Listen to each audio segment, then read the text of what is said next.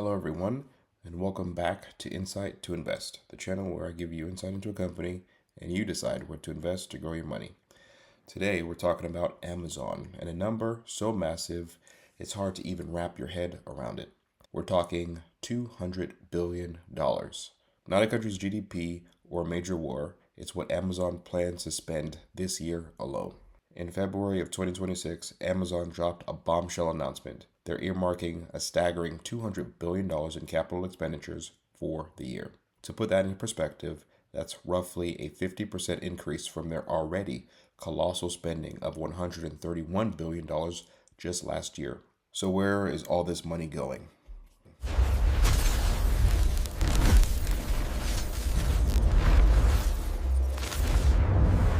The majority of the $200 billion, around 80%, is earmarked for Amazon Web Services, or AWS. This is Amazon's cloud computing arm, and it's the engine driving their most ambitious investments. Some people might ask, what is AWS? Think of AWS, or Amazon Web Services, as a giant utility company, but instead of providing water or electricity, they provide computing power. Back in the day, if you wanted to start a website or an app like Netflix or Instagram, you had to buy physical computer servers, find a room with AC to keep them cool, and hire experts to fix them when they broke. It was expensive and slow. AWS changed that by building massive farms of thousands of computers all over the world. Here's one example of how it works for the average business. Instead of buying your own hardware, you rent Amazon's hardware. You don't see the computer, you just log in through your web browser and tell Amazon, I need some storage space and a little bit of processing power. Within seconds, you have it. AWS offers over 200 different tools. It's like a massive Lego set for the internet. They provide things like storage, a place to keep photos and videos like Dropbox, brain power like AI that can recognize faces or translate languages, database, a digital filing cabinet to keep track of customer orders. So why so much more money for AWS?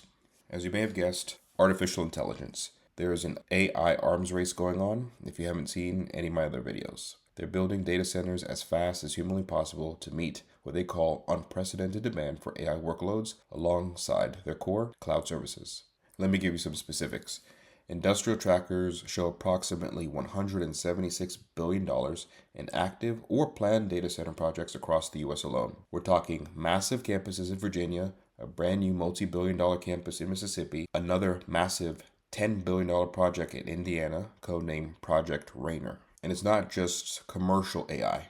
A significant chunk of this long-term plan, around $50 billion, is specifically for supercomputing and AI infrastructure dedicated to U.S. government agencies, including secret and top-secret regions. This shows Amazon isn't just targeting the enterprise market, they're becoming a critical national infrastructure. But building the houses for the computers isn't enough. You need the right computers, or more accurately, the right chips. And this brings us to the second major area of spending, custom silicon. To reduce its reliance on external providers like NVIDIA, whose GPUs are currently the gold standard for AI, and to improve price performance for its own customers, Amazon is pouring billions into its proprietary chips. We're talking scaling up development for the next generations of the AI training chips, Trainium 3 and Trainium 4. CEO Jassy even mentioned that nearly all Trainium 3 supply for 2026 is already committed. That tells you that the demand is through the roof. They're also investing heavily in their inference chips, Inferentia, and their general purpose CPU chips, Graviton, which already generates over $10 billion in annual revenue.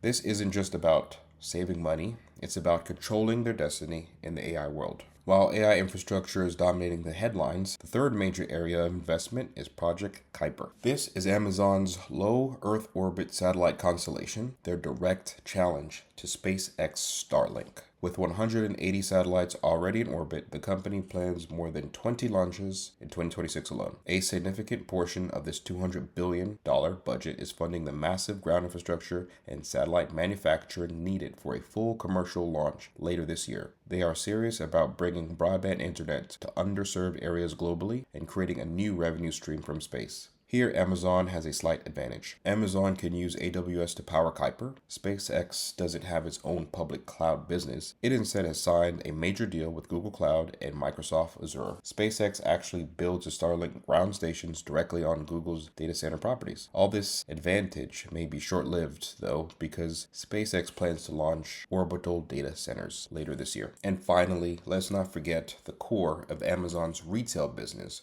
robotics, and fulfillment. While the AI arms race is the headline, Amazon continues to automate its retail business to drive efficiency and lower costs. This includes the massive deployment of what they call physical AI and autonomous systems in their fulfillment centers, all aimed at reducing the cost per package. They're also continuing to invest in last-mile technology, exploring everything from drone delivery to more efficient logistics for getting packages to your door.